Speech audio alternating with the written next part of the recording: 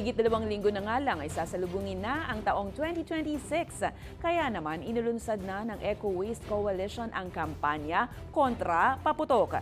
Nakiisa sa kampanya ang ilang mga estudyante sa Quezon City na may kanya-kanyang alternatibong pampaingay sa bagong taon.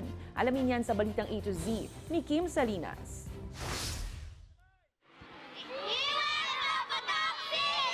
Binansagang iwas paputoksik ang kampanya ng Eco Waste Coalition kontra paputok ngayong Kapaskuhan at Bagong Taon.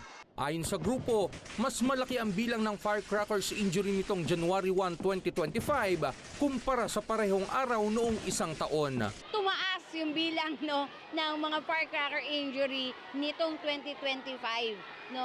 Naging 771 siya na dati, nasa 300 plus lang. Lalo na sa mga bata na wag nang gumamit ng mga firecrackers, lalo na nung nakaraan kasing January 1 ay age 20 above yung mga casualties. Nakiisa sa kampanya ang mga estudyante at guro ng Pinyahan Elementary School. There are alternative ways to celebrate Christmas and New Year na kung saan sila ay safe, kompleto yung kanilang mga kamay, nababalik dito sa pagpasok ng bagong taon, ligtas ang kanilang mga property sa sunog, at the same time, less ang basura. Ayon sa grade 6 student na si Angelina, mga alternatibong pampaingay ang gagamitin niya sa pagsalubong sa bagong taon. Bote po na may tansan, ito po yung alternatibo, imbis na gumamit po ng paputok. Kasi po, pwede mo naman po siya paingayin, imbis na magpapaputok ko po, mas maraming magkakasakit na tao, mabubulabog na hayop. Panawagan ng Eco Waste Coalition sa mga otoridad.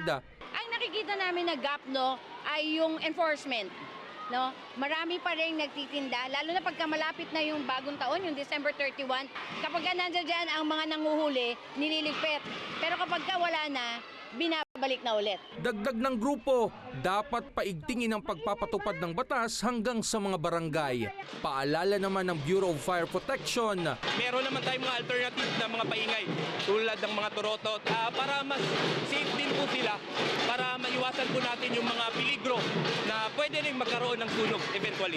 Ayon sa BFP, malimit na nagiging sanhi ng sunog ang paggamit ng mga iligal na paputok.